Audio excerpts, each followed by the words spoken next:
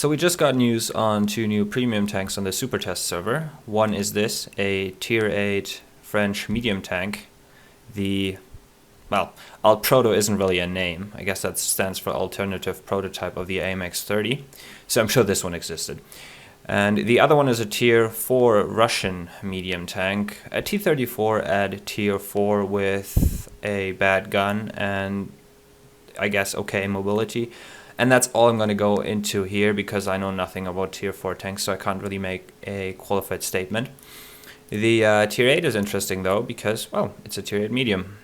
And as you can always see, the characteristics are subject to change, and in this case they will definitely be changed because this is a tier 8 premium medium tank that is not overpowered. So they'll definitely have to work on that.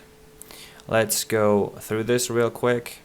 The damage of 300 and penetration of 232 are pretty good if you compare this to, other tier 8 premium tanks, be they overpowered or not. It's definitely got the highest penetration of this selection. The alpha damage of 300 is also in the upper range, so that's good. Damage per minute, you see 10 seconds, 300 damage, so that's 1800 damage per minute. That's a little bit low.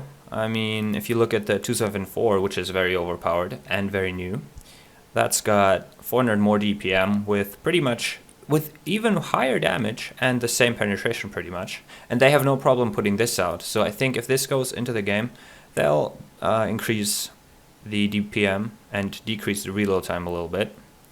The dispersion of 0.38, that's, well, let's just see here what these tanks have. That's also worse than average. So I think we'll also see a buff here, which is fine. I mean, inaccurate tanks aren't fun to play. This thing should be fun to play, so they're gonna buff this too, I think. Aim time 2.7, also not very good. I mean, you see this with French tanks a lot, but in this case, hard to tell. I think that's gonna stay the same actually, because this thing has good mobility at the expense of armor. It won't have armor.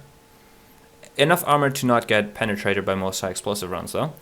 I don't think they want a fast tank that's also really accurate and aims quickly. So I think the 2.7 is probably going to stay. The dispersion is probably going to go down a little bit.